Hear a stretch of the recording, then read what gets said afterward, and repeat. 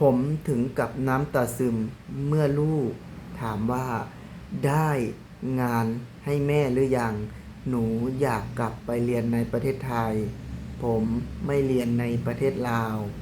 มันสกปรกสวัสดีและสวัสดีทางพ่อแม่พี่น้องฝั่งลาวฝั่งไทยเนาะมื้อนี้ก็มาพบมาพ่อกับบายอดเช่นเก่าเช่นเคยพี่น้องถือว่ามื้อนี้บายอดมีเรื่องราวจะมานำเสนอให้ผมไปพี่น้องได้รับชมและรับฟังกันเป็นเรื่องราวชีวิตเนาะของบายอดเองพี่น้องที่เข้ามาดิ้นรนอยู่ในประเทศไทยเนาะว่าจะหลายปีแล้วเนาะลูกก็ได้ออกมาเรียนในประเทศไทยเมียก็ได้มาทำงานในประเทศไทยและสิ่งที่เอาจนบายอดได้ว่าเว้าบ่ออกบอกบ่ถึงน้ำตาจนซึมพี่น้องนั่นก็คือจากที่อยู่ต่างจังหวัดแล้วเข้ามาทำงานในเมืองใหญ่เนาะ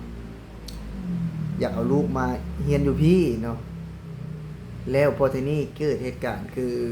ยังบ่สามารถหางานที่เหมาะกับการเอาเด็กมาอยู่นำพี่น้องมีงานแต่ยังบ่เหมาะเนาะ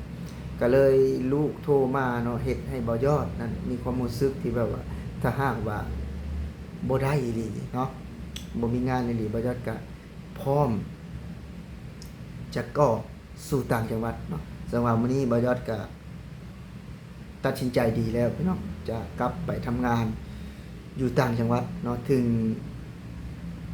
บ่ยอดเนาะมาอยู่นี่แล้วก็มีความสะดวกสบายเลยว่าการใช้ชีวิตเนาะพี่น้องเนาะถือว่าสิ่งที่เฮาบ่เห็น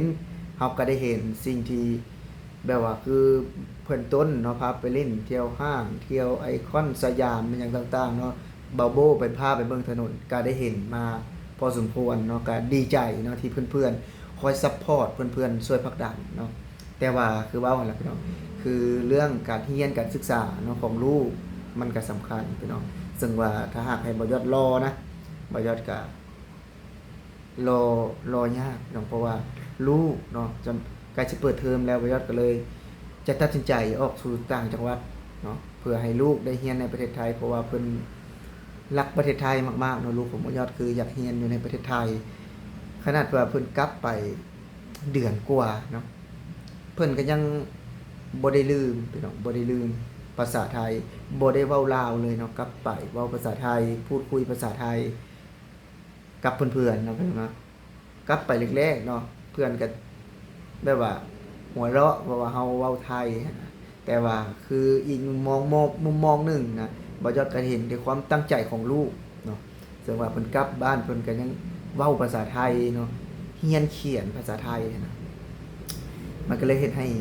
คนเป็นพ่อเนาะคือบ่ยอดเนาะพี่น้องเนาะคนเป็นพ่อคือบ่ยอดท่านตัดสินใจเนาะออกสู่ต่างจังหวัดคือเก่าแหละพี่น้องเพื่อจะให้ลูกได้เรียนเนาะถึงคือว่าแล้วบ่ยอดก็บ่ได้คนมีความรู้เนาะแต่ว่าถ้าหากว่าบ่ยอดคิดว่าถ้าหากเรียนแล้วอย่างน้อยก็ชีวิตก็จะดีขึ้นเนาะคือเรียนอยู่ในประเทศไทยเนาะเขียนภาษาไทยได้เวลาเฮาใหญ่มานะพี่น้องเนาะเวลาลูกใหญ่มาเพิ่นก็จะ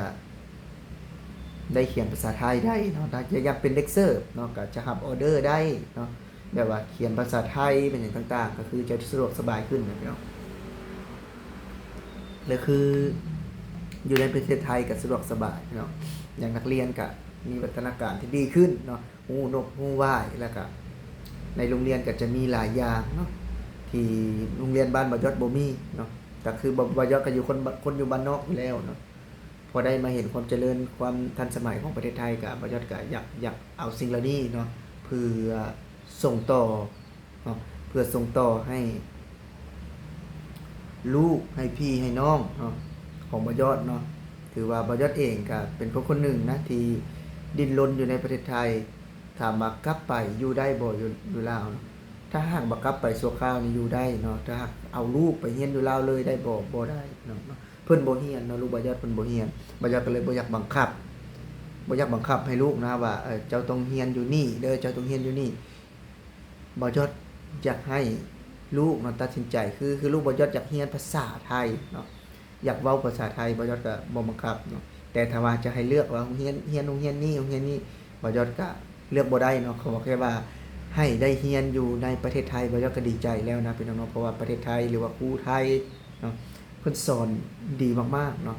สอนขั้นพื้นฐานการใช้ชีวิตเลยแรกๆเนาะคือจังเด็กน้อยก็สอนฮู้นกฮู้ว่าเนาะ ฮู้ไว้สิ่งไว้ของอันนี้บ่ยอดก็ดีใจที่ให้ลูกได้มาเรียนประเทศไทยคือเว้าแหละพี่น้องตอนบ่ยอดเนาะคิดว่ายันหางานบ่ได้เนาะคิดว่ายันลูกวันนั้นบ่ยอดก็นอนบ่ค่อยหลับพี่น้องเนาะนอนบ่ค่อยหลับแต่พอที่นี่เนาะบ่ยอดก็คิดกลับไปถ้าหากว่ามันบ่ได้อีหลีเนาะหรือว่างานกรุงเทพนี่งานแบบว่ามีลูกมาอยู่นํเป็นครอบครัวแบบนี้มันลำบากหรือมันหายากเนาะบ่ยอดก็จะย่อมถอยตัดสินใจออกสู่ต่างจังหวัดเนาะถามว่าลืมเพื่อนๆบ่ถ้าหากว่าไปแล้วบ่ยอดก็จะโทรมาตลอดเนาะพี่น้องเนาะแล้วก็โทรมาทุกวันนั่นแหละว่าซั่นซะแต่ว่าถ้าหากว่าบ่ยอดมีโอกาสเนาะบ่ยอดจะเข้ามามาเล่นเนาะที่กรุงเทพมหานครที่หลายๆจังหวัดเนาะหลายๆเขตที่หมู่บ่ยอดอยู่เนาะคือบ่าวต้นก็อยู่นนทบุรีเนาะบ่าวโบก็อยู่ไอ้นครปฐมบอกพี่น้องเนาะไอ้สมุทรปราการบ่นครปฐมเนี่ยบ่ยอดก็จำบ่ได้แล้วเนาะแต่ว่าคือนัดกันก็นัดเจอกันได้อยู่เนาะทางบ่าวแจ๊บเนาะหลายๆคนนะพี่น้องเนาะที่ได้ทำงานอยู่ในกรุงเทพเนาะส่วนบ่ยอดก็เองก็เป็นคนหนึ่งเนาะที่มาใช้ชีวิตเนาะแตกต่างจากบ่ยอดเคยใช้ชีวิตเนาะถามว่าบ่ยอดปรับตัวได้บ่ยอดปรับตัวได้คือว่าแต่ว่าเรื่องมันก็เรื่องครอบครัวเนาะมันก็ต้องมาก่อนเนาะบ่ยอดก็จะให้ความสำคัญกับเด็กกับการศึกษาของลูกเนาะความรู้มันก็เป็นอีกหนึ่งอย่างที่บ่งบอกเนาะว่าให้เฮาเฮ็ดในสิ่งที่ถูกต้องเนาะเฮ็ดในสิ่งที่ควรทำเนาะอันนี้ก็เป็นอีกหนึ่งอย่างแต่ก็บ่แม่นเสมอไปเนาะความรู้ก็มีสิทธิหลายอย่างมากๆนะถ้ามีความรู้พี่น้องเนาะถือว่าคือเว้าแล้วการทำงานก็สะดวกสบายมากขึ้นเนาะถามว่าคนบ่มีความรู้นี่จะเป็นคนซั่วเลยบ่ก็บ่แม่นเนาะเป็นคนที่มีความรู้ก็ดีเลยบ่ก็บ่แม่นเนาะมันก็วัดเอาเนาะเป็นเนาะแต่ว่ามีความรู้นะมันก็มีสิทธิพิเศษคือบ่ยอดเว้าเนาะการเรียนการอ่านเนาะไปหั่นก็ไปไสมาไสก็อ่านป้ายอ่านทางได้ถูกเนาะคือจังบ่ได้เรียนก็อ่านบ่ถูกสิไปไสเนาะสมมุติว่าคือสิมาบนบ่ยอดอยู่เนาะซอยสามัคคีก็อ่านบ่เป็นสมมุติว่าเนาะพี่น้องเนาะก็ยากถ้าหากว่าเลือกได้พี่น้องก็อยากให้เรียนหนังสือเนาะคือลูกว่ายอดเองก็อยากให้เรียนอยู่ในประเทศไทยแต่บ่ฮู้ว่าความสามารถเฮาจะได้ส่ำใด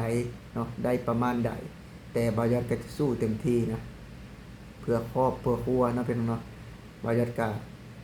ขอบคุณเนาะคนที่เข้ามาให้กำลังใจเนาะ FC ที่เข้ามาคอมเมนต์มาซัปพอร์ตบ่ยอด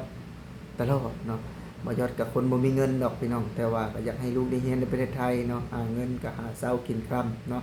สู้ชีวิตอยู่ในประเทศไทยพี่น้องเนาะทำงานอยู่นี่ก็ถือว่าได้หลายมื้อเนาะพี่น้องเนาะก็ได้ค่ารถค่าล่างไปต่อพี่น้องเพื่อเอาลูกมาเรียนในประเทศไทยสำหรับวันนี้บ่ยอดสิขอลาพี่และน้องไปก่อนสวัสดีครับ